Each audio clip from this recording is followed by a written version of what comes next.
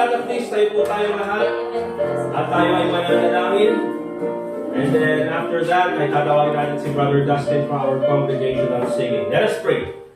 Once again, Father God, we thank you for this time na kami po ay magpapatuloy sa aming worship ngayong umagang ito. Muli po, Panginoon, ikaw po ang patuloy na mabigyan ng kapurihan sa lahat ng aming gagawin.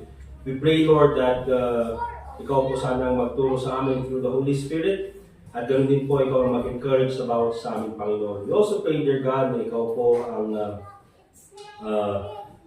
magbigay din ng kaalaman about sa aming Panginoon, about the things that we ought to know from your word. And your name be glorified. We also pray, Lord, sa service na ito, na ikaw po sana ang maging focus ng bawat sa amin. At ang iyong salita lang po sana, Panginoon, ang makitanim sa aming puso at isipan. Once again, dear God, we thank you for this time that we can worship you dito sa aming meeting place, and also pray in the name of the Lord Jesus Christ. Amen. And then stand please, tawagin natin si Brother Dustin.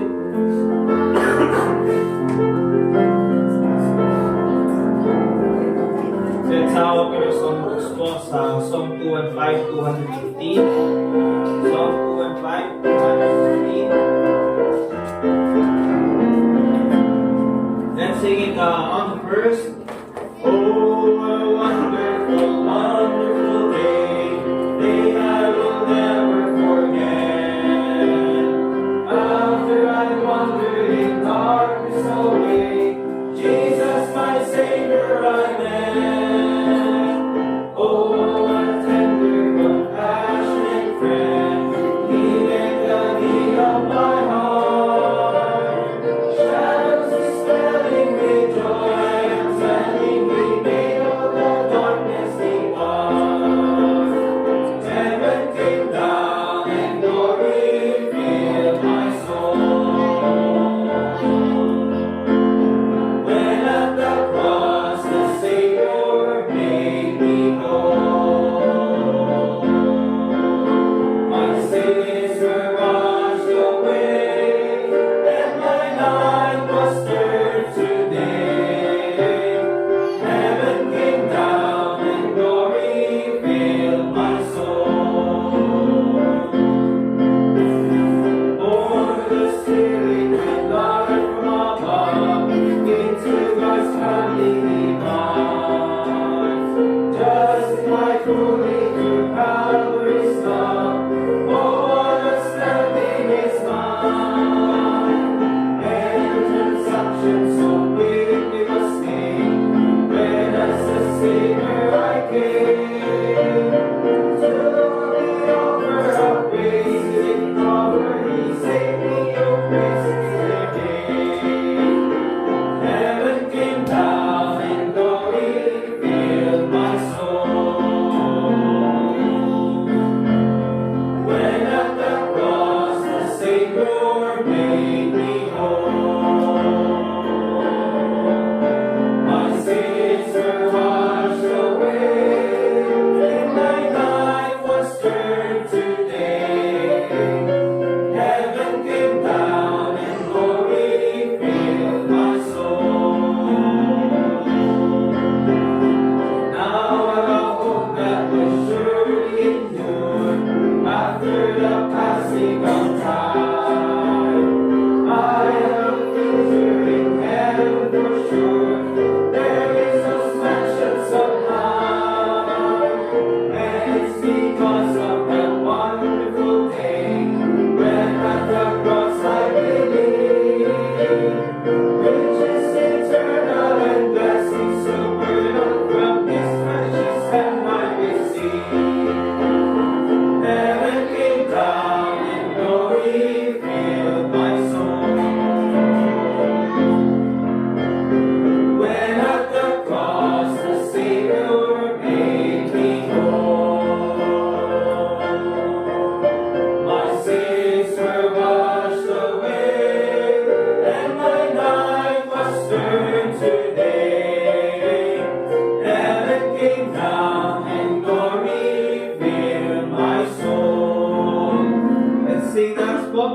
Heaven came down and glory filled my soul.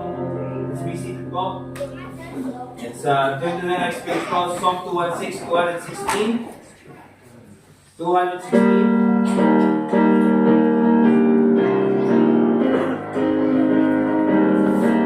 Philippine Masai, and I'm wondering, let's sing it on first. Pilgrim Masai and a wandering in the cold night of Sinai he rode. When Jesus the kind shepherd found me, and now I am on my way home. Surely goodness and mercy shall follow me all the days of my life. Surely goodness and mercy shall follow me all the days of my life. On the second, He restoreth my soul when I'm weary. He giveth me strength day by day. He leads me beside the still waters. He guides me each step of the way. Surely goodness and mercy shall follow me all the days of my life. Surely goodness and mercy shall follow me all the days of my life. When I walk through the dark, lonesome valley, my Savior will walk with me there, and safely His great hand will lead me to the mansions He's got to prepare. Surely goodness and mercy shall follow me all the days of my life. Surely goodness and mercy shall follow me all the days of my life. And I shall dwell in the house of the Lord forever. And I shall feast at the table spread for me. Surely goodness and mercy shall follow me all the days of my life. Amen. Alright. Are you happy this morning? Say amen.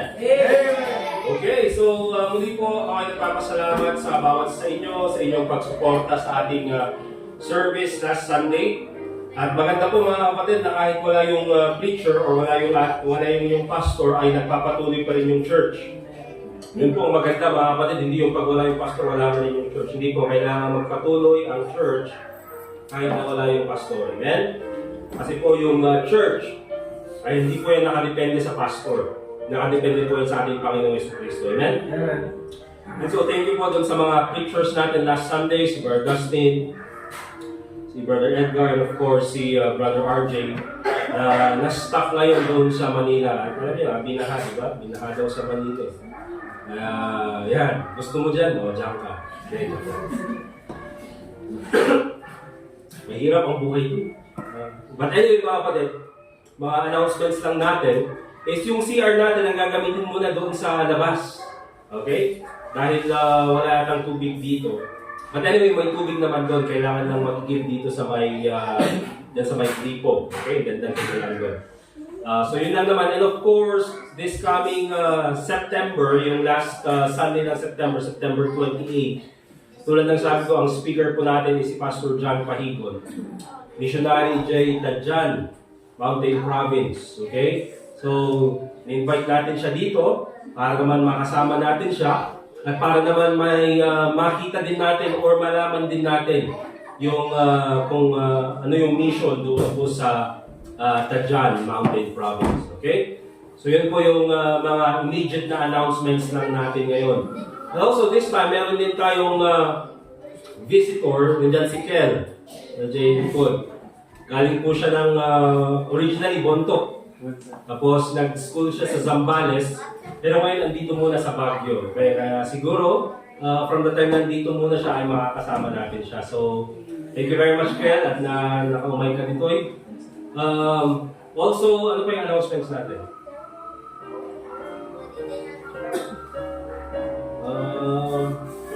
Wala na, yun naman yung mga immediate announcements natin. Okay? Meron pa ba kayong mga gustong ipa-announce? Wala naman na. Alright, so kung wala na, tawagin natin si Brother Dustin for one more song. And then after that, dadaan na tayo sa preaching.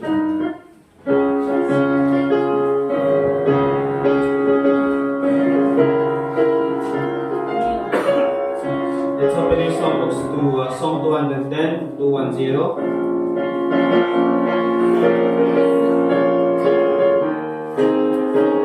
Psalm 210, Wonderful Grace of Jesus. Let's sing it on first.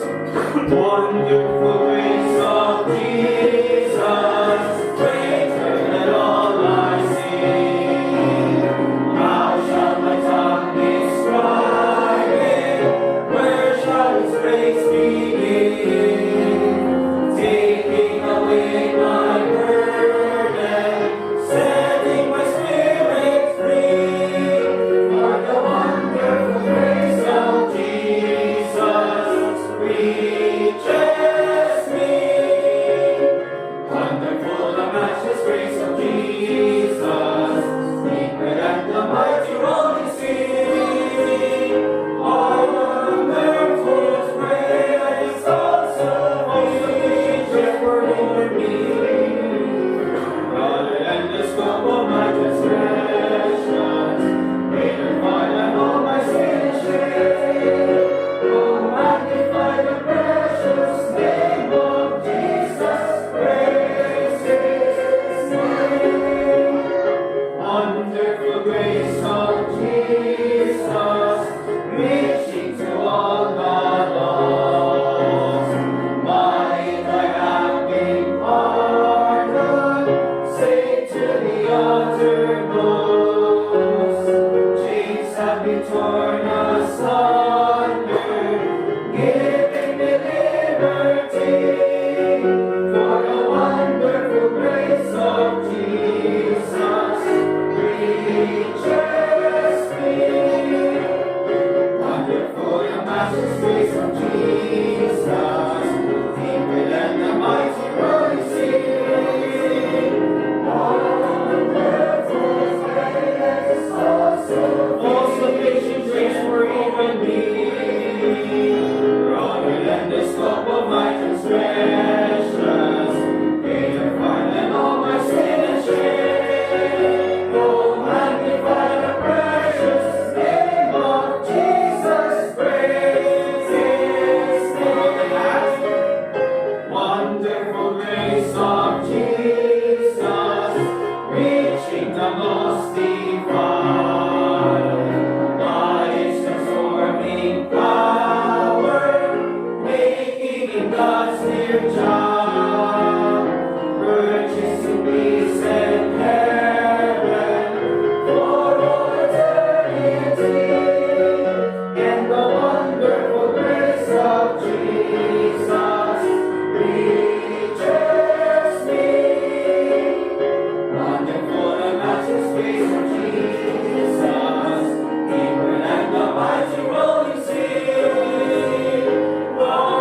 Wonderful grace, awesome grace shed for me. Broader than the scope of my transgressions, greater far than all my sin and shame. Oh, magnify the precious name of Jesus, praise His name.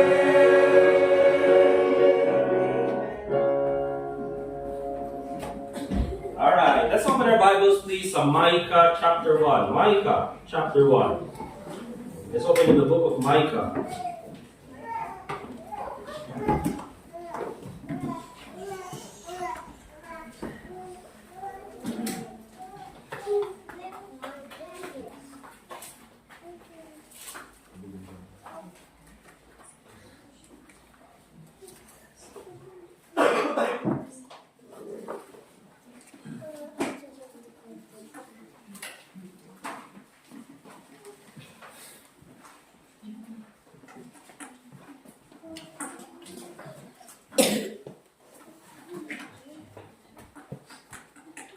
Alright, basahin lang po natin mga kapatid yung Micah chapter 1. So 16 verses lang naman. So basahin ko pa. Let's all stand up please. Basahin ko yung verse 1. Ayun yung sa verse 2. And then sabay-sabay tayo sa verse 16. Okay, Micah chapter 1 verse 1. Andyan na ba kayo sa inyo? Amen. Okay, basta Jonah, Micah, Nahum, Habakkuk. Jonah, Micah, Nahum. Okay? Micah chapter 1 verse 1, the Bible says, "The word of the Lord that came to Micah, the Morasite, in the days of Jotham, Ahaz, and Hezekiah, kings of Judah, which he saw concerning Samaria and Jerusalem." Verse 2. Hear all ye people, hearken the word, all the ways, and let the Lord God be witness against you, the Lord whom he spoken. "For behold, the Lord cometh forth out of his place, and will come down and tread upon the high places of the earth. And the mountains shall be molten under him, and the valleys shall be set, as wax before the fire, and as waters that are before the mountains. For the transgression of Jacob is all this, and for sins of the house of Israel. What is the transgression of Jacob? Is it not Samaria? And what are the high places of Judah? Are they not Jerusalem? Therefore I will make Samaria as the sheep of the field, and as plantings of the vineyard. And I will pour down the stones thereof into the land, and I will restore the foundations thereof. And all the graven images thereof shall be beaten to pieces, and all the hires and all the idols thereof will I lay desolate. For she gathered it of the hire of an harlot, and they shall return to the hire of an harlot. Therefore I will wail and howl, I will go stripped and naked, I will make wailing like gardens, and mourning as a house. For her wound is incurable, for it is come unto Judah. He is come unto the gate of my people, even to Jerusalem. Bury in weeping and alone, in the house of Abraham, roll thyself in the dust. Cast ye away, thou inhabitant of Saphir, having thy shame naked, the inhabitants of Zaanan. Come not forth in the morning of Bethesda. He shall receive of you his standing. For the inhabitant of Mara created their food for food, but the evil came down from the Lord unto the gate of Jerusalem. O thou inhabitant of Lachish, bind the chariot to the swift beast. She is the beginning of the sin to the daughter of Zion, for the transgressions of Israel were found in thee. Therefore shall be his presence one which the house of sea shall be like the peace of his heart. Yet will I bring an heir unto thee, O inhabitant of Marashah. He shall come unto Adullam, the glory of Israel. Verse 16. Make thee loud and fall before thy delicate children. Enlarge thy altars as the eagle, for they are gone into captivity from thee. Let us pray. Dear God, Heavenly Father, once again, nagpapasalamat po kami sa oras na binigay niyo sa amin. That now this time we can once again hear your word. Salamat po sa presensya ng bawat isa. And muli po, Panginoon, we pray that your name be glorified sa aming pag-aaral. I pray, Lord, that the principles that we learned this morning ay maitanim po sa aming puso't isipan. Nang sa ganun ay mas maging mabuti po kaming mamamayan ng aming bansa at mas mabuti po kaming Kristiyano at member ng aming church. Muli po, Panginoon, lahat po ng papuri at pasasalamat ay binabalik po namin sa iyo. Humingi po ako ng sapat na karunungan at kaalaman nang sa ganun po ay maipahayag po ng maayos ang iyong mga salita. Salamat, Panginoon, sa iyong kabutihan sa amin. And once again, all this prayer in the name of the Lord Jesus Christ. Amen. Okay, so be seated, please.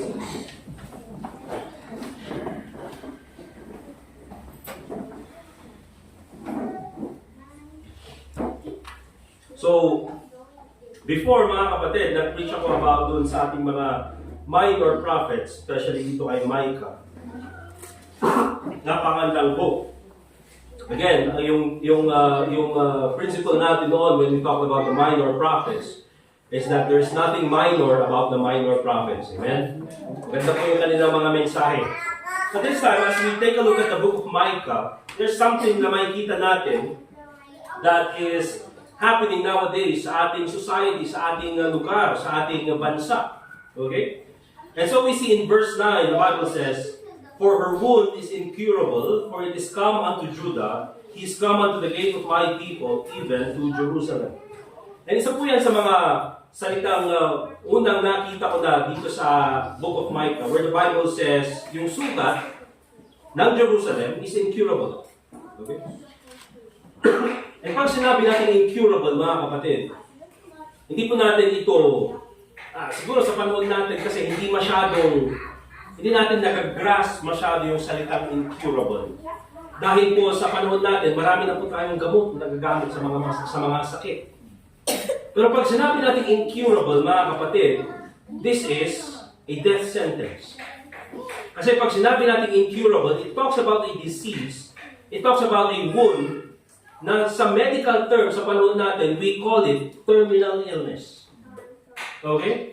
Ibig sabihin, pag nagkaroon ka ng sakit na ito, it's just a matter of time na ikaw ay mamamatay dahil sa sakit na yan. And so, yun po yung ibig sabihin ng incurable. This is something dreadful. This is something na kinakatakutan. Hindi yan kaya ng biogesic. Di ba? Hindi yan kaya ng alaksan. May sakit ulo, biogesic. May sakit ulo, alaksan. Di ba? Pag sinabi natin incurable, mga kapatid, itong incurable na ito, it's not only talking about a specific person in the book of Micah.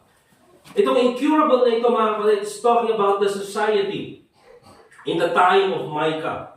Yan po yung context. Talking about Jerusalem itself. Ang sinasabi ng prophet Micah, may sugat, there's something wrong with this city. There's something wrong with this nation, and it is incurable. Awan mahiramitan nun, murayan kailangan nun, matayon. Okay? And so ang magiging topic po natin, mga kapatid, dito sa ating lesson is the wickedness of an incurable society. Okay? The wickedness of an incurable society. Before we continue, mga kapatid, let's go to Isaiah chapter 1, go to 2 Timothy chapter 3. And then babasahin ko yung Isaiah chapter 1, verse 4, hanggang verse 6. In Isaiah chapter 1, verse 4 to 6, ang sabi ng Bible, "A sinful nation, a people laden with iniquity, a seed of evildoers, children that are corrupters, they have forsaken the Lord, they have provoked the Holy One of Israel unto anger, they are gone away backward. Why should you be stricken anymore? You will revolt more and more, the whole head is sick, and the whole heart faint. From the sole of the foot, even unto the head, there is no soundness, there is no health in it.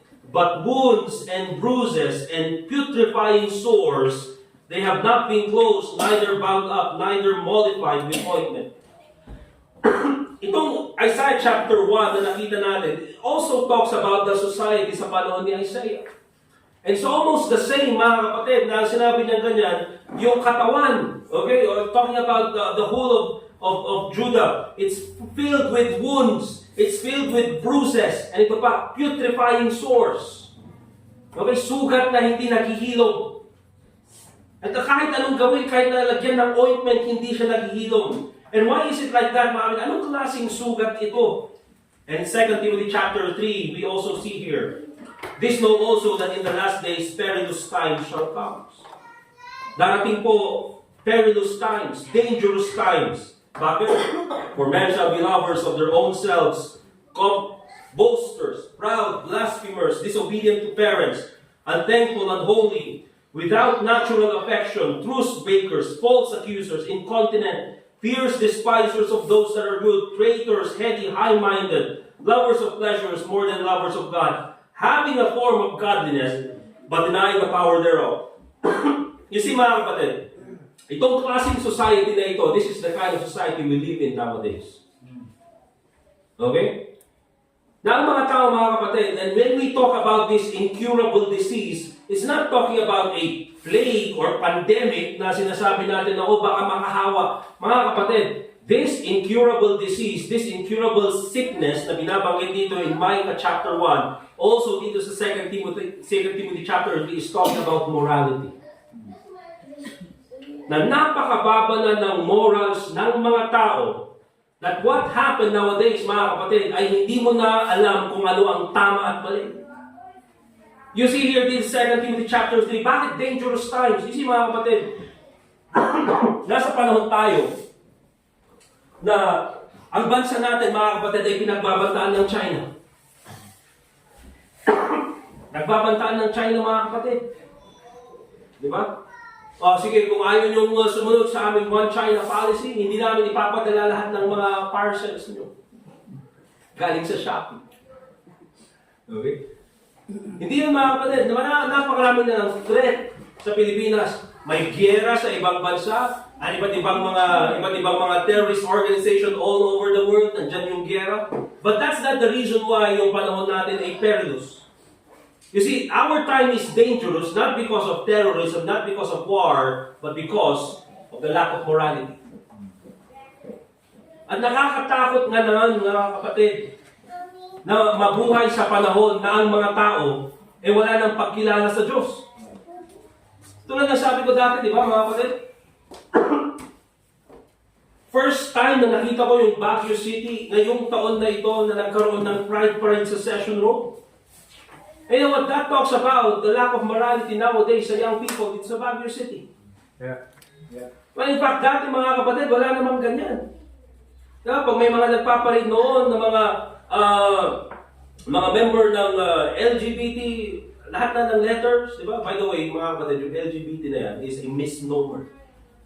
It is a, sabihin natin, contradiction in itself.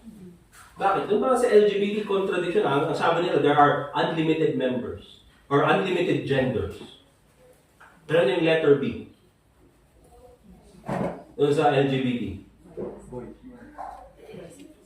Bisexual. Ano ibig sabihin doon? Two genders. Di ba? So it's a contradiction in itself. And so we live in a society, mga kapatid, that is perilous nowadays because of the lack of moral standard sa panahon natin. Napakaraming young people, mga kapatid, nowadays, they are very vocal when it comes to social problems, when it comes to poverty, when it comes to politics, when it comes to corruption. You see, mga kapatid, these things are only a branch of the problem. And what the real problem is sa panahon natin, mga kapatid, is sin. Yeah. It's lack of morals. It's wickedness among people.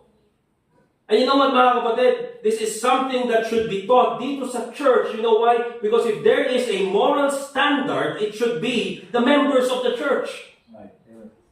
Hindi yung mga members pa ng church, sila pa yung unang nakikisalit sa ganitong mga immoral activities. Or sa mga ganitong immoral na mga kaisipan.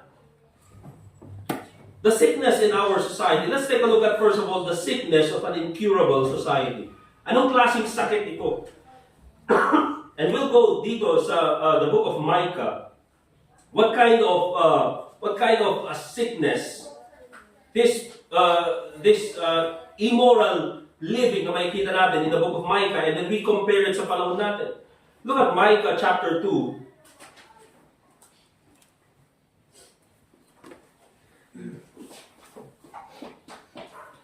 Basahin po natin verse 1 and 2. The Bible says, "Woe to them that devise iniquity, and work evil upon their beds. When the morning is light, they practice it, because it is in the power of their hands." This is Micah chapter 2, mga kapatid. We see here, mga tao, that doon sa kanilang mga kama, doon sa kanilang pagtulog, mga kapatid, is gumagawa sila ng mga plano, gumagawa sila ng mga iba't ibang scheme, iba't ibang scam, mga kapatid, nang sa ganun ay makapagloko ng ibang tao. Ito yung mga klase ng tao, mga kapatid, na wala nang ibang inisip kundi makapagloko ng ibang tao. Kaya kung makikita kayo ng mga elaborate na mga scam, elaborate na mga scheme, mga kapatid, sasabihin mo, ang galing naman nila. Paano kaya nila nagawa yun? Dito lang, pupunta tayo sa flood control. Kaya yung trending eh. Paano kaya nila nagawa yun? Ang galing naman. Paano nila nagawa yun? Kaya nilang gawin yan, mga kapatid. You know why? Because they spend all their lives thinking about wicked ways in order to scam people. Right. And so, what is this sickness in our society? The sickness of an incurable society. Makikita natin, we see here covetous people. Na walang ibang inisip, kundi makuha ang pera ng iba at mailagay sa kanilang bulsa. Look at verse 2. And they covet fields, and take them by violence, and houses, and take them away. So they oppress a man and his house, even a man and his heritage. Dito sa Bible, mga kapatid, ang heritage po na binabanggit dito, mga kapatid, ay yung piece of land, lote. Bakit, mga kapatid? Kasi itong mga Jews, itong mga Hebrews, when they entered Promised Land, pinaghati-hatian nila yung mga lupain sa Promised Land, sa Canaan. At yung mga napunta sa kanilang mga magulang, yun yung pinapasa nila sa kanilang mga anak. Kaya yung piece of land na yan, yung lote na yan, for them, that is heritage. Kaya even doon sa lesson natin before about manipulation, mga kapatid, anong ginawa ni Ahab dito kay Naboth? Gusto niyang bilhin. Gusto niyang bilhin, mga kapatid, yung lupain ni Naboth. Kaso ayaw ni Naboth. You know why? Because pag binenta niya yan, it is against the law and also it is denying his heritage. Ito, galing sa mga magulang ko to, galing sa mga ninuno ko, tapos ibibenta ko sa'yo. Ano na ipapamana ko sa mga anak ko? Ganun yung isip, mga kapatid. Pero itong mga tao na ito, hindi man nila makuha, they covet fields, but look at this, and take them by violence. O, hindi namin makuha. So, ang gagawin namin? Okay, we will take it by violence. And houses, and take them away. They oppress a man and his house, even a man and his heritage. You see, mga kapatid, there are people nowadays na wala nang ibang ginawa kundi mag-isip ng paraan para manloko ng tao. And if we live, mga kapatid, in a society wherein napakaraming ganyang mga tao, you see, mga kapatid, we live in a incurable society. That is the sickness of an incurable society. Na napakaraming tao, mga kapatid, because of their covetousness, dahil gusto nilang makuha lahat, they will develop schemes and false promises. Magagawa sila ng scam. Okay, networking. Alright, gagawin nila lahat ng yan. Nang sa ganun ay makapanloko ng tao. Kasi mga kapatid, sino ba yung mga tao who invest dito sa mga get-rich-quick schemes? Mga sumasali sa mga lottery, sumasama sa e-bingo, sumasama sa loto, at nagsusugal ng kanilang pera. Bakit ginagawa yan ng mga tao? You know why? Because they're covetous. Okay? So that's the sickness in our society, mga kapatid. Covetous people. Pero hindi lang yan. If you go to Micah chapter 3,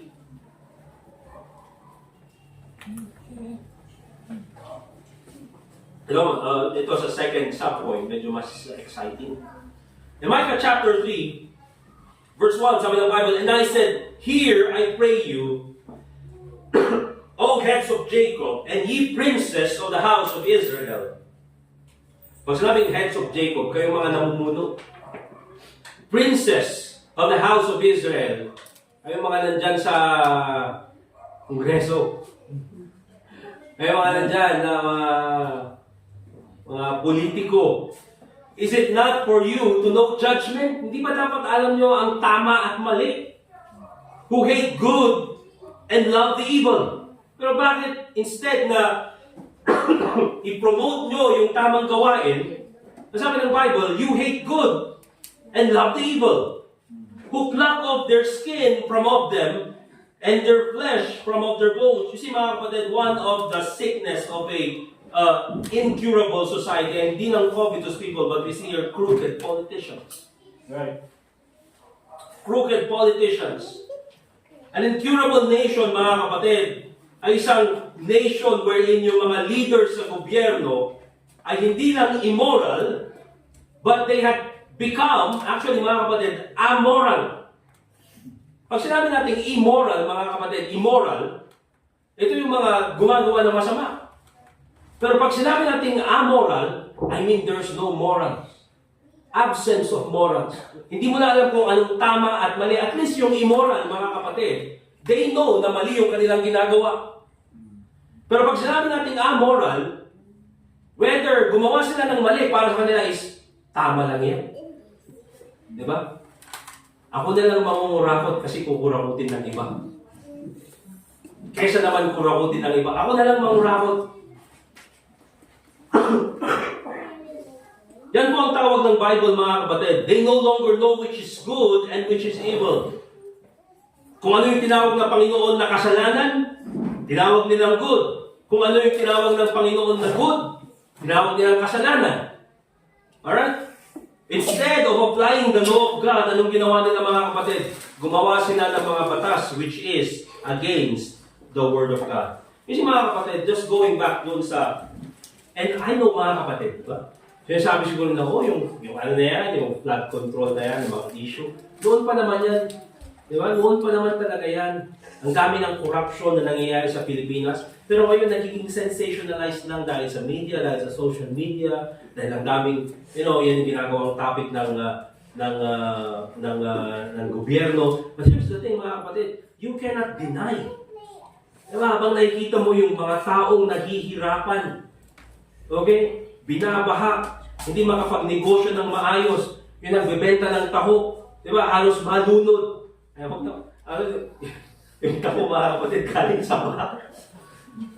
Di ba? Yung taho galing sa baha sa gumatagpan taho. Di ba? Hindi makapagnegosyo ng maayos, hindi makapaghanap buhay ng maayos, mga kapatid. Habang yung mga tao na dapat nag-ayos ng mga projects na yan, sila ay napakasarap, napakarangyan ng kanilang buhay. I mean, you cannot deny the fact na nakikita mo, mga kapatid, na ang daming taong naghihirap, but at the same time, yung mga tao na dapat binoto ng mga tao na sana tutulong sa mga taong naghihirap, sila pa yung mga gumawa ng mas maraming kasakiman na nagdudulot tuloy ng mas mababang uri ng buhay para sa mga tao. And so, mga kapatid, makikita mo in this kind of society na para sa atin, and I will speak even to me, even as myself, mga kapatid. Dati naman wala akong pakialam sa mga corruption. Bakit? Because it became normal.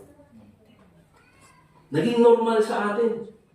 Na parang, kinurakat niya. Magkano kinurakat niya? Ang galing naman.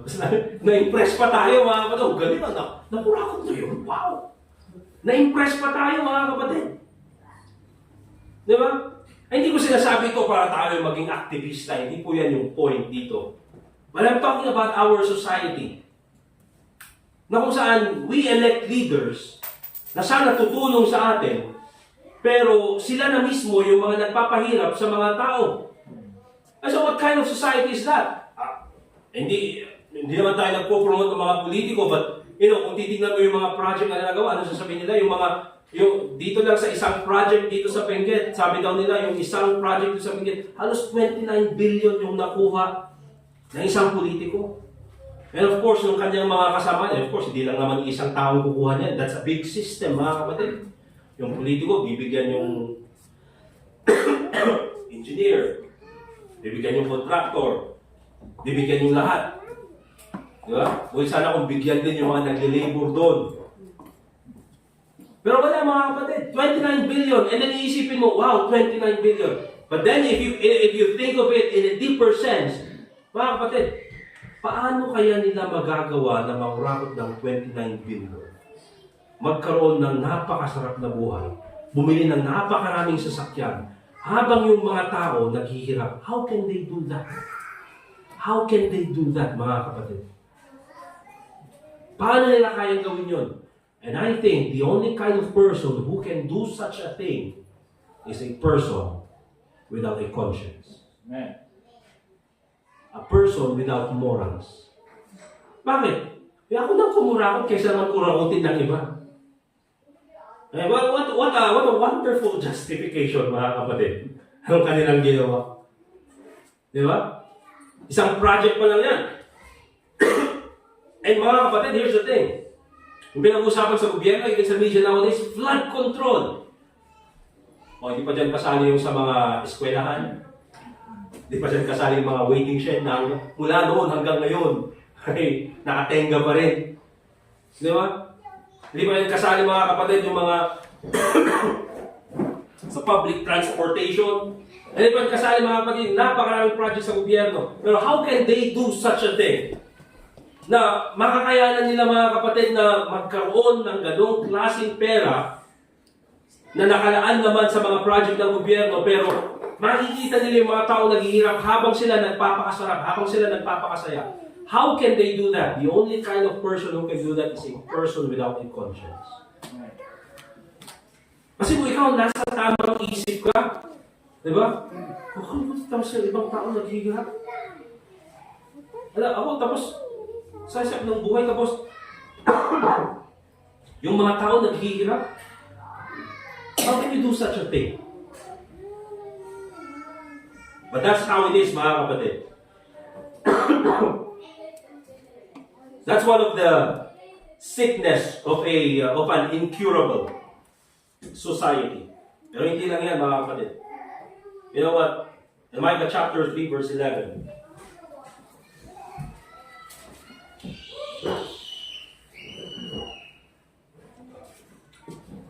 Doon na, nag-ano na sila. Nag-welcome na sila sa labas. Micah chapter 3, verse 11, the Bible says, "The heads thereof judge for reward, and the priests thereof teach for hire, and the prophets thereof divine for money. Yet will they lean upon the Lord and say, Is not the Lord among us? None evil can come upon us." What's the sickness of an incurable society, mga kapatid? Hindi lang po crooked politicians, not only covetous people. But here's the thing, we see corrupt preachers. Corrupt preachers. Ang sabi niya, the priests thereof teach for hire. The priests thereof teach for hire. You see, sa Old Testament, mga kapatid, yung trabaho ng priest ay siya dapat yung nagtuturo ng tamang asal sa mga tao. Siya dapat, mga kapatid, yung nagtuturo ng tamang gawain para sa mga tao. And that should be done, mga kapatid. Pero ang nangyari dito, yung priest, who is a teacher of the Word of God, they're not already teaching as part of a ministry, because yan po ang trabaho ng priest, mga kapatid, to minister to God and to minister to God's people. Yan po yung kanilang trabaho. Now, what's happening? The priests thereof teach for hire. Sige, magtuturo kami kung merong love gift. Excuse me. Sige, pupunta ako, magtuturo ako sa inyo kung merong love gift. They teach for hire. But here's the thing, mga kapatid. Ganito po kasi ang trabaho ng isang preacher. Ang trabaho po ng isang preacher, unang-una ay pagsilbihan ng Panginoon, and then, ang mga tao ng Diyos. Ganon din po kami. Kaya po kami, mga kapatid, of course, I will preach even without money, even without love gift. Bakit? Kasi ministry. Okay? Pero sila, bakit preacher? At least kayo, nagkaroon kayo ng ganyan, okay naman. Bakit, mga kapatid? Kasi mabuti ang Panginoon. Right. Kasi mga kapatid, merong yung dating sasakyan namin, mga kapatid, pinalit namin, tapos nagkaroon ng mga kapatid, hindi naman po yan galing sa amin. Wala naman akong perang pambili niyan. Binigay po yan yung nanay ni Angel. Bakit nga, mga kapatid, tinanong ko noon pa. Ito mo papakasama ko para hindi. Hindi, mga kapatid. Pero bigay. Blessing. Amen. Pero pag dumating yung time, mga kapatid, mag-preach na ako kung merong love gift. Mag-preach ako kung merong bibigay na tithes yung mga tao. Kasi mga kapatid, hindi na po yung ministry. Diyan na po papasok yung ministry. Right. Naintindihan, mga kapatid? Hindi na ministry, ministry. Okay? Yun na. Pagsilbihan natin to. Bisitahin daw natin sila. Bisitahin natin to kasi ito may pera. Yan, kahit wag na natin bisitahin, wala naman yung ibibigay. Yung mga kapatid, maraming taong ganun. Bakit sabi nila? Kasi ang gawain ng Panginoon, dapat nating tratuhin na parang business. Now, at some point, mga kapatid, I would say that you should treat the Lord's Word as a business. Kasi sabi nga ni Jesus Christ, I must be about my Father's business. Business to the point, mga kapatid, na ang negosyo, mga kapatid, nakalaan dyan yung iyong isipan. Nakalaan dyan yung how to make it better, how to improve it, how to get more people into your business. But not to the point, mga kapatid, na tatratuhin mo ang business na parang, ay, ito yung aking ito yung parakinak lang, aming na kwarta. Hindi po, mga kapatid. Now, tama po na isang church ay dapat alagaan yung pastor. Di ba? Dapat nilang tratuhin ng maayos yung pastor. Pero yung pastor, mga kapatid, he's already serving because of money. Then that's already the wrong intention. Right. Di ba? Because it's a ministry. Sabi ng Bible, the priests thereof teach for hire. And ito pa, and the prophets therefore thereof divine for money. They preach for money. So teaching and preaching is no longer for the edification of the saints. Ito na, mga kapatid, teaching and preaching has already become a source of money for the preacher. Now, don't get me wrong, mga kapatid. Hindi po mali na magbigay ng love gift sa preacher. Kaya pag meron po tayong guest speaker, binibigyan natin ng love gift. Amen? Bakit? Hindi naman natin pwede sa... Okay, thank you po sa ating missionary, sa ating preacher na dumating. Salamat po sa pag-preach sa inyo, sa amin ng salita ng Diyos. At dahil po ito ay ministry, ay wala po kaming bibigay, kaya goodbye next time ulit. Hindi po, mga kapatid. You know, bakit tayo nabibigay ng love gift? Hindi po para bayaran ng preacher or bayaran yung salita ng Diyos. You know why? Because you cannot pay the Word of God. Right. Bakit? Yung money is temporary. Yung salita ng Diyos is eternal. Hindi mo pwedeng bayaran, mga kapatid. Kaya tawag natin love gift. Bakit? Walang katapat yung salita ng Diyos. Pero bakit tayo nabibigay ng love gift? Hindi naman lahat pala natin kayang bayaran. Because we also want to be a blessing to the preacher. Naging blessing kayo sa amin because tinaniman nyo kami ng salita ng Diyos na kailanman hindi mawawala. Ito po ang konting pag-appreciate namin sa inyo. Kaya tayo bibigyan ng love gift. But here's the thing, mga kapatid. Pag dumating po yung time na yung mangangaral o yung preacher is ginagawa na lang dahil sa pera, then it's already the wrong motive. Right. It's no longer a ministry. Bakit? Because teaching and preaching is for the edification of the saints. It's for the betterment of the church. It's not supposedly for the preacher. Naintindihan mo, mga kapatid? But that's the kind of incurable society dun sa panahon ni Micah. And the prophets thereof divine for money. Yet will they lean upon the Lord and say, is not the Lord among us? O sa kanila sasabihin na, o hindi ba ang Panginoon ay kasama namin? Kasi sabihin naman nila, nagturo siya. Nagturo siya. Pero yung tinuro niya sa amin is nakaka-bless talaga. Di ba? Nakaka-bless talaga. Pero, yung motive niya is to get money. Here's the thing, mga kapatid. Here's the thing. Kahit na po, corrupt preacher, yung mag-preach ng salita ng Diyos, it doesn't change the truth of the Word of God. Kaya syempre nakaka-bless pa rin kasi totoo naman yung preach. Galing naman sa salita ng Diyos. But we're talking about the motive here.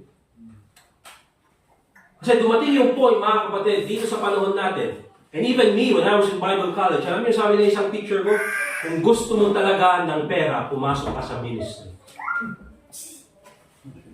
Yun yung sabi sa akin, mga kapatid. No kaya't mo iti kwarta, sumurot ka iti ministry. Dahil iti ministry, itam nga makita iti kwarta.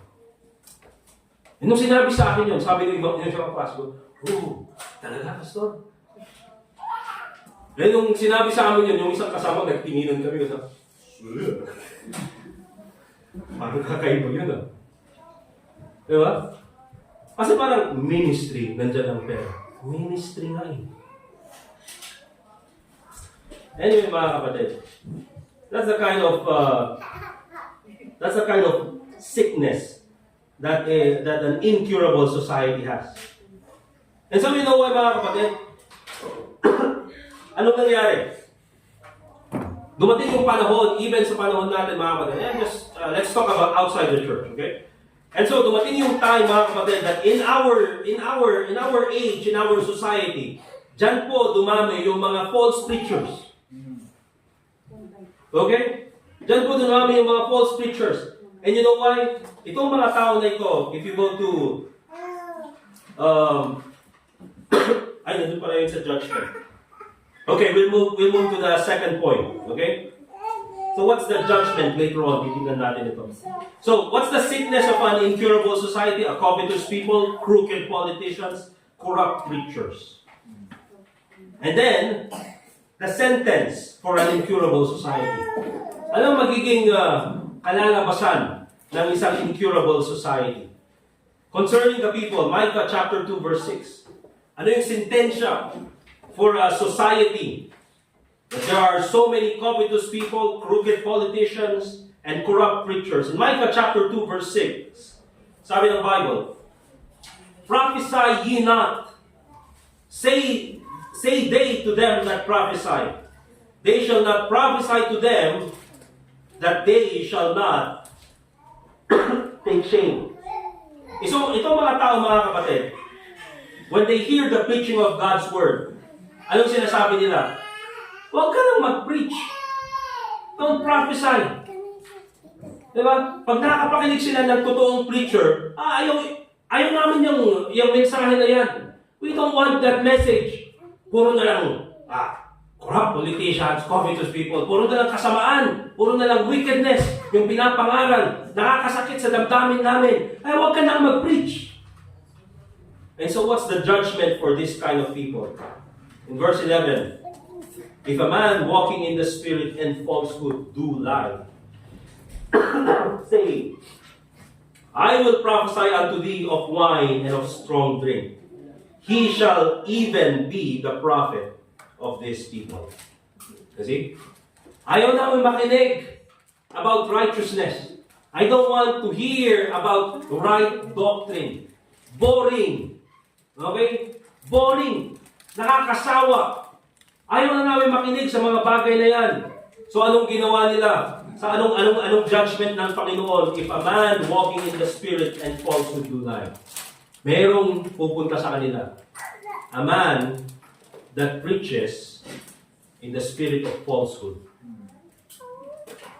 In the spirit of the evil one. At magsisinungaling. Anong ipipreach niya? Saying, I will prophesy unto thee of wine and of strong drink. Ano ang ituturo ko sa inyo? Okay lang. Nagbardo. Yan yung gusto nyo eh. Ayaw nyo ng righteousness. O itong pipreach ko sa inyo, okay lang uminom. Okay lang gawin lahat ng mga bagay na yan.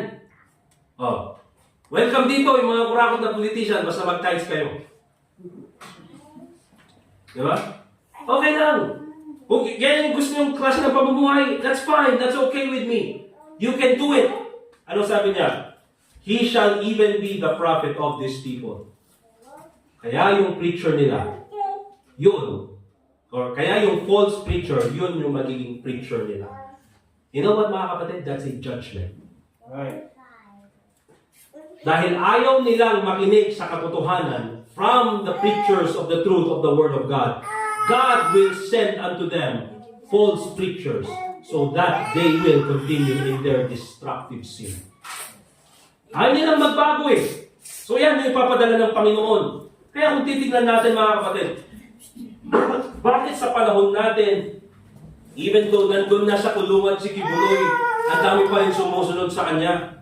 Even na nakita na natin, mga kapatid, si Wildy Almeida, mga kapatid, na fake healer, hindi niya mapagaling yung kanyang sarili at yung kanyang mga disipulo, hindi siya kayang pagalingin. Namatay dahil sa sakit. Pero bakit hanggang ngayon, there are still people who follow them at patuloy pa rin? You know why, mga kapatid? Those preachers are God's judgment to those people. Amen. Ayaw niya lang makinig sa katotohanan. Gusto nila panluloko. Yan, panluloko. Right. And so mga kapatid, that is God's judgment to these people. Kaya may mga false kibuloy, kaya may mga Mike Velarde, kaya may mga false teachers, mga kapatid. You know why? Because these are the kinds of people who do not want to listen to the truth. You don't want the truth? Enjoy the lies. That's concerning the people. Kaya mga kapatid, meron yung mga politiko, mga kapatid, minsan, di ba? Minsan sila na yung sila na yung sponsor ng pamisa. No, kasi may pera sila. Sponsor nila yung pamisa. Sponsor nila yung babayad din sa pari. Okay? As long as hindi sila mag-preach about sa kasalanan ng politiko na yun. So, anong gagawin natin? Paano pag may politiko dito, pastor, na kurap na pumasok? Anong gagawin mo? Anong gagawin natin? Eh, mas marami tayo eh, kaya kung mag-isa na lang, okay lang. Meron dalawa tayong bodyguard dun sa likod. Di ba? Mag-preach tayo about sa salita ng Diyos. Let's preach about the truth. Kung papalag yung kanila mga bodyguard, oh, may pulis kaming kasama. Di ba? And that's the thing, mga kapatid.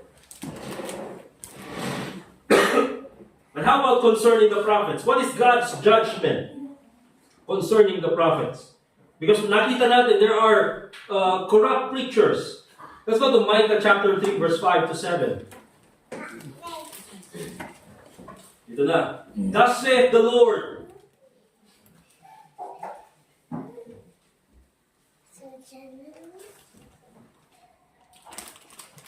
Thus saith the Lord concerning the prophets that make my people err. That's a deep statement, mga kapatid. Yung prophet na nangangaral ng salita ng Diyos na dapat nagtuturo ng tama, sila yung rason kung bakit nagkakasala yung mga tao. The prophets that make my people err, that bite with their teeth and cry, peace, and he that putteth not into their mouths, they even prepare war against him. Therefore, night shall be unto you, that ye shall not have a vision. You see, doon sa Old Testament, mga kapatid, yung prophets, they depend upon the visions na ipapakita sa kanila ng Panginoon. And then yun yung ipipreach nila. Katulad ni Ezekiel, katulad ni Isaiah. Yung mga ipipreach nila sa tao, direkta na galing sa Panginoon. Yung mga vision na ipapakita nila. However, sa panahon natin, mga kapatid, we don't depend on visions. Why? Because we already have the Word of God. Kaya hindi na natin kailangan ng vision. Hindi po tayo katulad ng Pentecostal na, kakabsak, natagtagin na po di Rabbi na ada iti buntis, na naganak, na nagsubli, anak na, hindi tiyan na. Uy, tayaan tayo ti waiting. Nakataan ng po. Di ba? Hindi po ganun, mga kapatid, yung preaching natin. Bakit? Because we don't depend on visions, we depend on the Word of God. Right. However, mga kapatid, dito sa Bible, sabi, therefore night shall be unto you that ye shall not have a vision, and it shall be dark unto you that ye shall not divine, and the sun shall go down over the prophets, and the day shall be dark over them. Anong ibig sabihin niya? From now on, you corrupt preachers, wala na kayong makikita. There will be no visions coming from God to you. Pero bakit nagpatuloy sila in preaching? Wala na sila nakikita sa Panginoon. Wala nang mensahe nang gagaling sa Panginoon because of their corrupt attitude, because of their corrupt lifestyle. Pero bakit nagpapatuloy silang mangaral ng salita ng Diyos? Because they are preaching lies. Right. Verse 7, then shall the seers be ashamed and the diviners confounded. Yea, they shall all cover their lips, for there is no answer of God. Isa po sa napaka-miserableng buhay or sitwasyon ng buhay ng isang tao ay yung gusto mong kumausap sa Panginoon pero ayaw kanyang kausapin. Yan po yung nangyari kay King Saul, mga kapatid. Gusto niyang kausapin ng Panginoon pero ayaw siyang kausapin ng Diyos. And so ano yung naging ending ng kanyang buhay? Took his own life.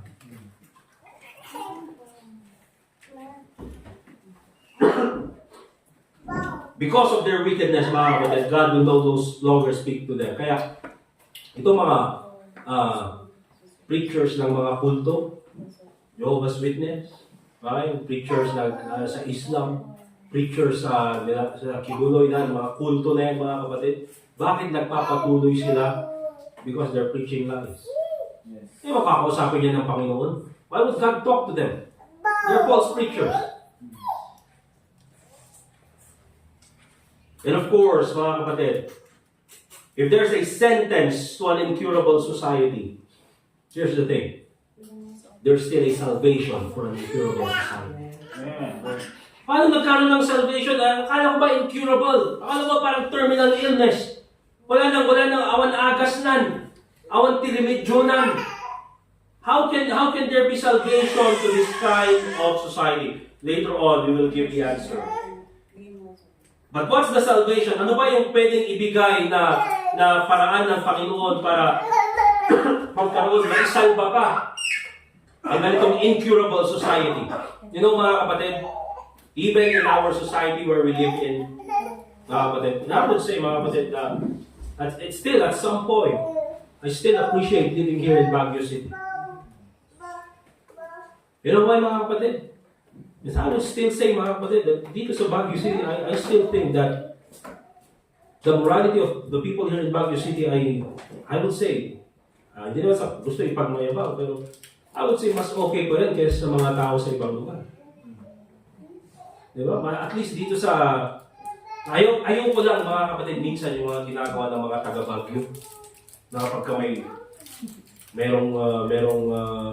merong nangyaring kalokohan sa syudad, siguro taga-babaday ka. Ang yabang nila ng taga-Baguio. Kaya minsan, morality, even doing the right thing, promotes pride.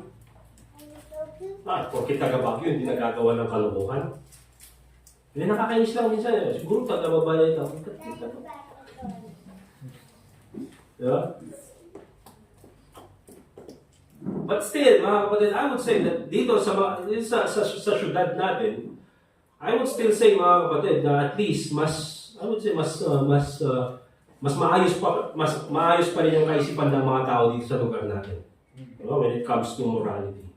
I think nandiyan pa rin yung conservative na pananaw natin sa buhay. Okay?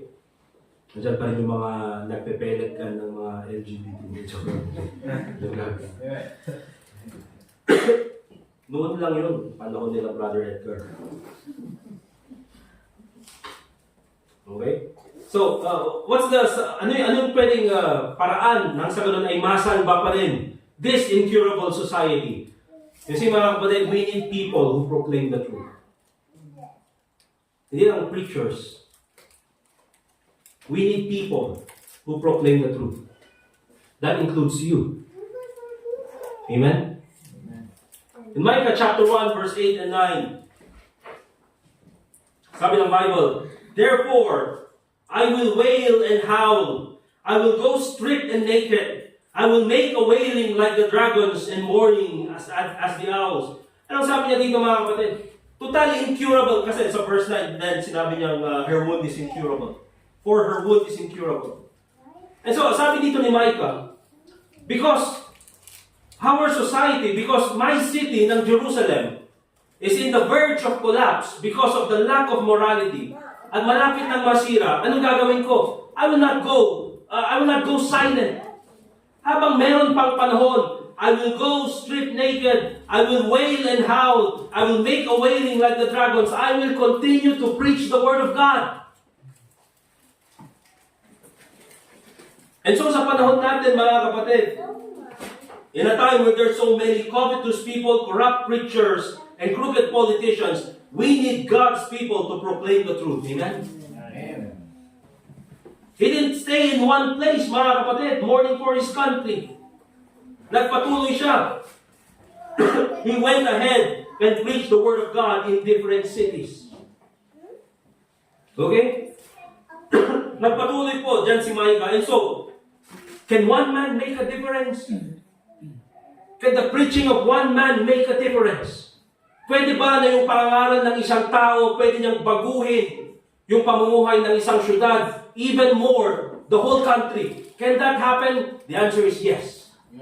You know why, mga kapatid? The word of God will not return unto him void. Look at Jeremiah chapter 26. Wow, big boy.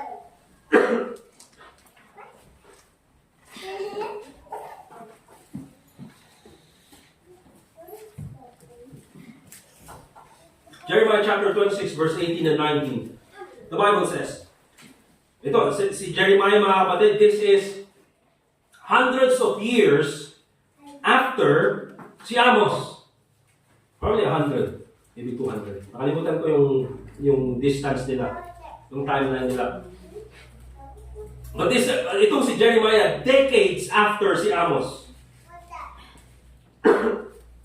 Ano sabi ng Bible in Jeremiah chapter 26 verse 18? Micah the Morashite prophesied in the days of Hezekiah king of Judah, and spake to all the people of Judah, saying, Thus saith the Lord of hosts, Zion shall be plowed like a field, and Jerusalem shall become heaps, and the mountain of the house as the high places of a forest.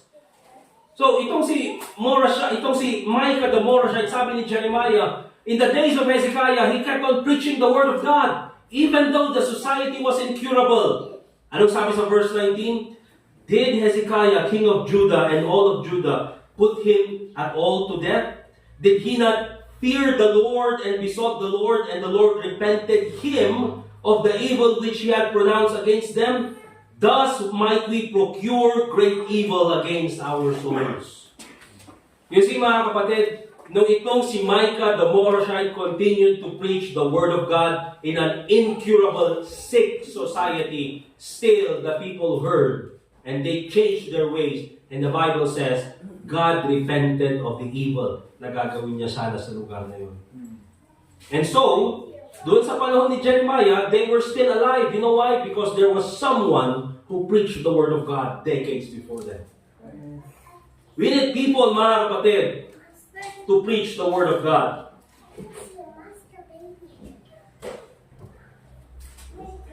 Let's go to Romans chapter 1, verse 18.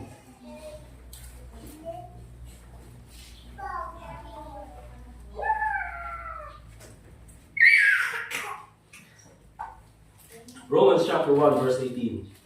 The Bible says, For the wrath of God is revealed from heaven against all ungodliness and unrighteousness of men who hold the truth in unrighteousness. You see, mga kapatid, sa Romans chapter 1, especially if you continue verse 18, hanggang tapusin mo yung chapter 1. It talks about kung anong klase ng tao magkakaroon ang isang society who does not want to recognize God, who will continue to live in sin.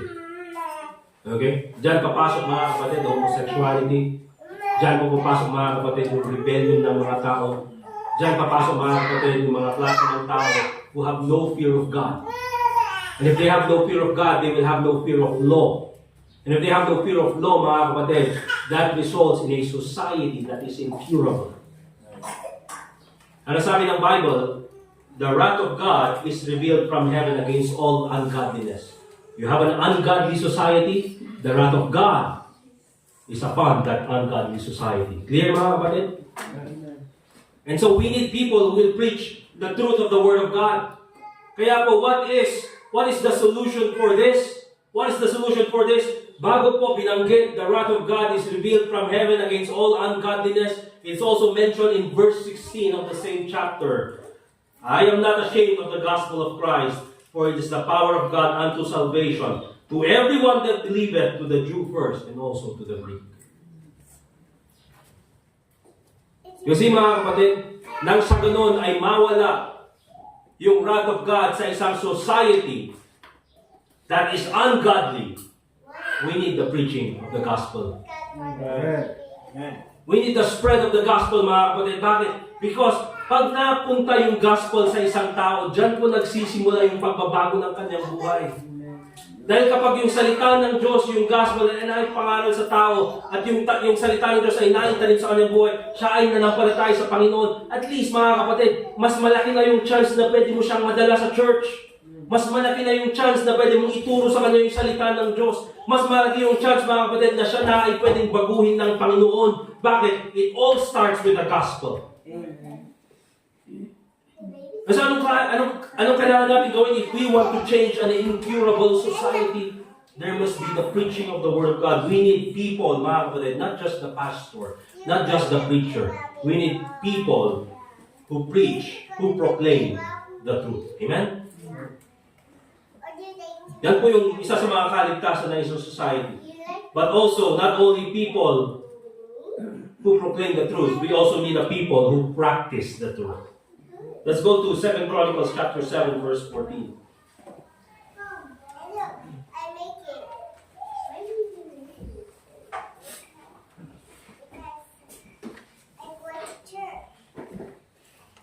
Second Chronicles chapter 7, verse 14. Bible says, if my people, which are called by my name, shall humble themselves and pray and seek my face, and turn from their wicked ways, then will I hear from heaven, and will forgive their sin, and will heal their land. You see, mga kapatid, in context, Old Testament. Of course, God is talking about Judah. God is talking about Israel. Okay? God is talking about Judah, yung kanyang mga tao. And so, anong sabi niya ganyan? Itong mga tao na ito shall humble themselves, which are called by my name, shall humble themselves and pray and seek my face, and turn from their wicked ways. Babaguhin nila yung kanilang buhay.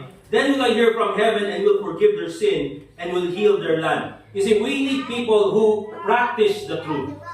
And when we talk about people, mga kapatid, I'm not I'm not saying that we expect people outside the church to practice the truth.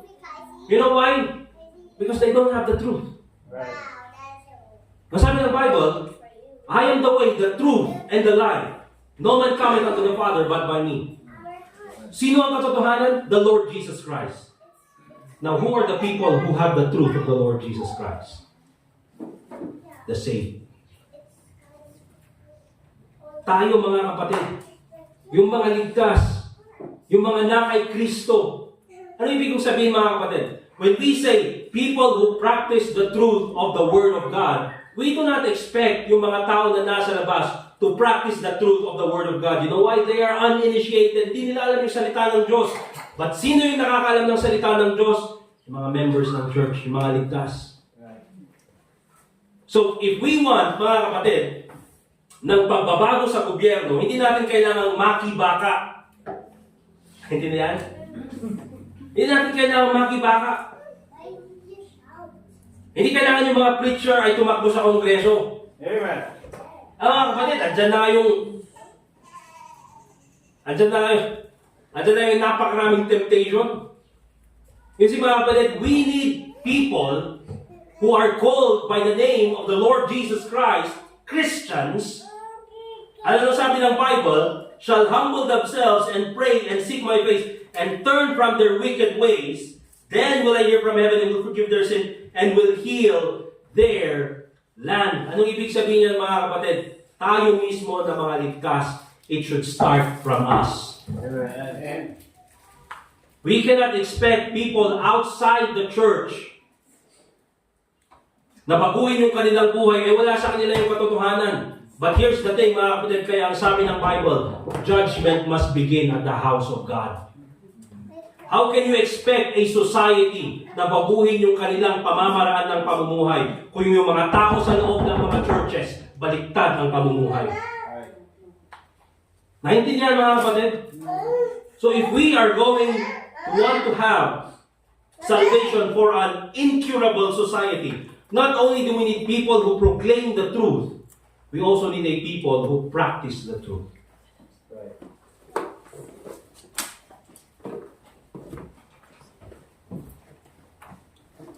And so, mga kapatid, let's go to 2 Timothy chapter 2 or 1 Timothy chapter 2.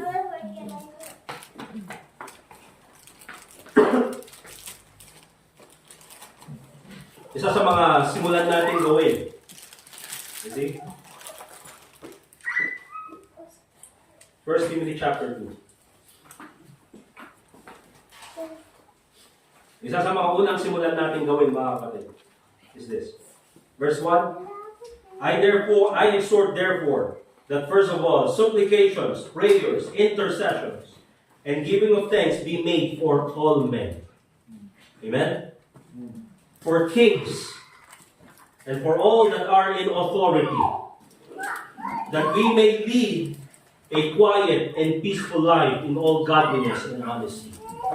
Kasi mga members ng church natin, kung gusto natin ang pagbabago dito sa ating lugar, dito sa ating syudad, we should pray for our city. We should pray for those people who are in authority. Amen? Pag-pray natin sila. Isalin natin yung presidente natin. Hindi po tayo mga kapatid na sinasabi ko sa inyo, oh mga kapatid, mamaya kita-kita tayo sa session room. Ulapugin natin yung City Hall. Tapos SM tayo diretso. Hindi po yung sasabihin ko because hindi yan yung turo sa atin ng Bible. Ang tinuro sa atin, first of all, ang pwede natin gawin is for all men, sabi ng Bible, and then also pray for kings, dyan na yung presidente, and for all that are in authority, yan yung mga nagsasagawa ng batas, that we may lead a quiet and peaceful life in all godliness and honesty. For this is good and acceptable in the sight of God and our Savior. Ano yung first na ipag-pray natin para sa kanila? Verse 4, who will have all men to be saved. Una ipag-pray natin, sana iligtas sila ng Panginoon. Sana maabot sila ng Ebanghelyo. Okay? Imagine mga kapatid, tulad ng sabi ko dati din sa church natin, imagine kung yung presidente ng Pilipinas, habang nanonood ka ng TV, kung meron pang nanonood ng TV, habang nanonood ka ganyan, biglang in-interrupt yung programa. And then sabi ganyan ng presidente, mga kapwa ko Pilipino, gusto ko pong kunin ang oras na ito at gusto ko lamang pong ibahagi sa inyo ang isang mensahe galing sa salita ng Diyos. Imagine a president, mga kapatid, preaching the Word of God to his people. Imagine a president sharing the gospel to his people. Napakaganda. Amen po ba, mga kapatid? Amen. Mahirap mangyari. Parang imposibleng mangyari. But still, ito yung sinabi sa atin ng Panginoon. Let's pray for their salvation na sana sila ay maligtas. Pangalawa, mga kapatid, don't be envious of wickedness. Huwag kayong mahinggit. Oh, buti pa sila ng rakot. Buti pa sila may pera. Ang unfair talaga ng buhay. Sila, may pera na sila, nangurakot sila. Kami, kailangan pa namin gumawa ng krimen para lang magkapera. Unfair. Remember mga kapatid, tayo mga Kristiyano, we do not envy ungodliness. Amen? Amen. Because it's a miserable life. And also mga kapatid, let's go to Micah chapter 7 verse 18 to 19. Yung last verses na tignan natin.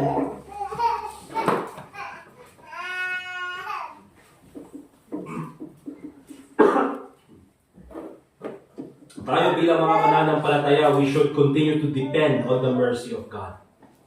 Kasi mga kapatid, dun sa Micah chapter 1, sinabi ni Micah that this society is incurable. Awan remedyonan, awan agasnan, it's a terminal illness. But nakita natin mga kapatid, in the time of Jeremiah, decades after Micah, that because of his preaching, God preserved the people, the place. Bakit mga kapatid? Why would God declare something incurable and yet give them salvation? You know why mga kapatid? Because in Micah chapter 7 verse 18, we serve a God of mercy. Who is a God like unto thee that pardoneth iniquity? Kasi mga kapatid, tayo naman nung hindi tayo ligtas, diretso tayo ng impyerno. Amen? But praise God, because of His mercy, He pardoned our iniquity and passeth by the transgression of the remnant of His heritage. He retaineth not His anger forever. Ang Panginoon po mga kapatid, meron yung time na galit ang Diyos sa kasalanan. At dahil dyan, tayo ay papunta ng impyerno. Pero yung tayo nagtiwala kay Kristo, ano sabi ng Bible? Because He delighteth in mercy. He will not turn again. He will have compassion upon us. He will subdue our iniquities, and thou wilt cast all their sins into the depths of the sea. Praise God. We serve a God who delights in mercy. Kaya kung tatanungin niya, may pag-asa pa ba ang Pilipinas? The Philippines is not poor, it's plundered. May pag-asa pa ba ang Pilipinas? By God's mercy, there is. Amen po ba mga kapatid? Let us pray. Dear God, Heavenly Father, once again, we thank you for this time na binigay niyo sa amin na kami po ay nakapag-aral ng iyong salita. Once again, dear God, we thank you so much for those who have brought to us the gospel. At salamat po, Panginoon, that we have the opportunity to practice what we have heard from the Scriptures. Ngayong oras na ito, Panginoon, pinapadalangin po namin na ikaw po sana ang patuloy na mag-bless sa aming church. Lord, help us grow. But at the same time, dear Lord, we also pray for for the people who are in authority, na ikaw po sana, Panginoon, ang gumamit ng paraan ng sa ganun ay madala po sa kanilang ebanghelyo. I pray, Lord, that they will be saved as well. And I pray, Lord, na sa kanila po ay magsimula din po ang pagkakaroon ng pagbabago po dito sa aming lugar. But first of all, dear God, we also pray that kung mayroong mga lugar na dapat magsimula ang pagbabago ay dito po sa inyong mga tao, dito po sa loob ng church. So Lord, please help us proclaim the truth and help us practice the truth. Gawin mo po kaming sincero sa aming mga ministry. Lord, give us the strength that we need in order to be good followers for you. Panginoon, ikaw po sana ang gumawit sa bawat isa sa amin nang sa ganun po ay through us, your word and your truth will be proclaimed to every people around the world. So once again, dear God, we thank you so much for this time na binigay niyo sa amin. As we continue to pray, let's go ahead, mga kapatid, to bow down our heads and continue to pray. Manalangin ko ang bawat sa atin. If there's anything na gusto niyo pong dalhin sa Panginoon, you can bring it to the altar and pray. Sige po, let's continue to pray.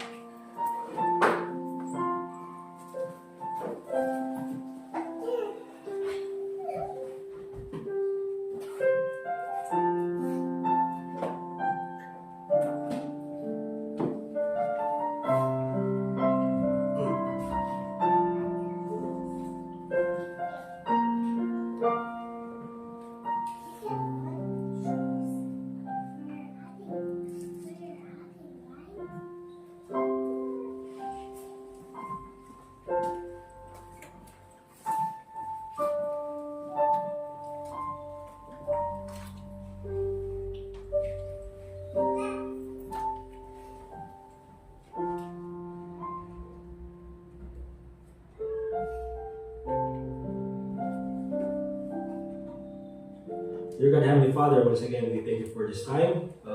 Thank you, Lord, for the prayers that were offered. Salamat po, Panginoon, sa iyong kabutihan sa amin. And as we continue in our service, your name be glorified in everything that we do. And also pray in the name of the Lord Jesus Christ. Amen. Alright, bago po tayo mga kapatid sa ating offering.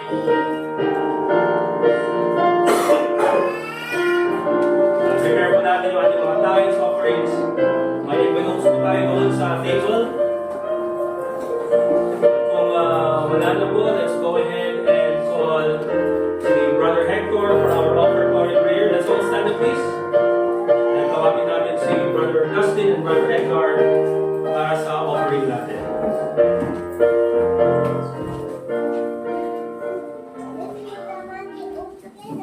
Let's pray. Heavenly Father, thank you again this morning that we were able to be together and worship you. Thank you for your message. And even as we have this offering, Lord, we acknowledge that what we have received from you. Thank you for your day-to-day provisions, for your blessings, physical and spiritual, even giving us our source of income and livelihood, Father. So this morning, Father, we want to give back a portion of what you have given us in terms of our finances. and praying that it would be used for the ministry here at Gibraltar. Thank you that you bless us as individuals and even as a church. We ask this in Christ's name. Amen. Amen. Let's give our offerings, mga kapatid.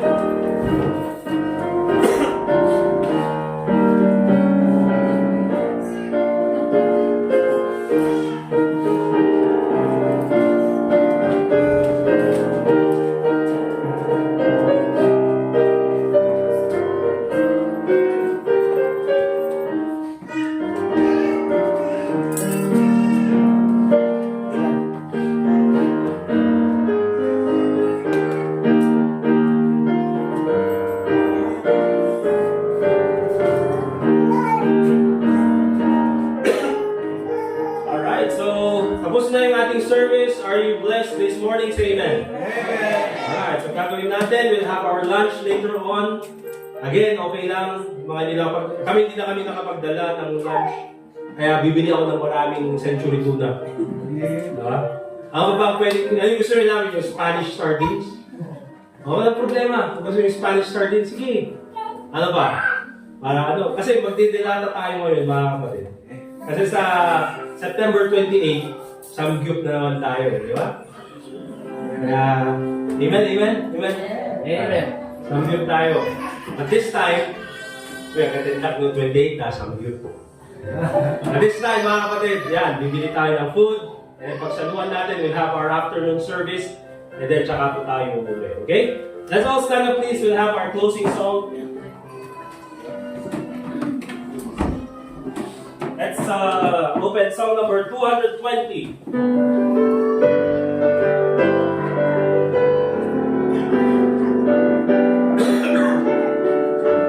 And then for our closing prayer, we'll ask the Brother Larry. Okay, song number 220. Jesus is all the word to be all together. Jesus is all the world to me.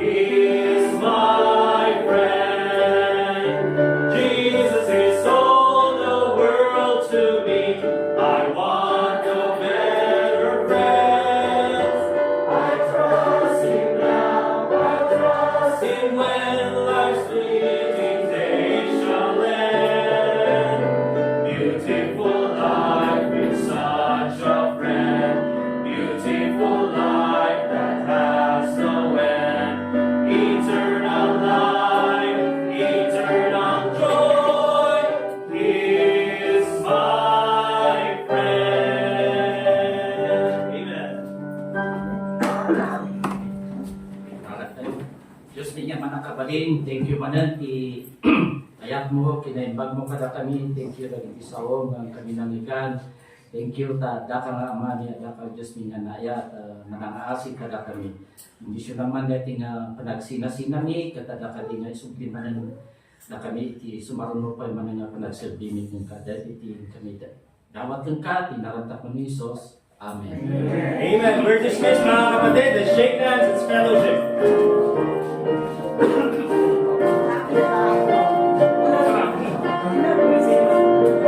Kumusta? Okay. Ada kami sa tubig tayo? Okay. Ayos. Muna kami, Pastor. Sige, sir. Ayaw magsumaron ng service. Wan.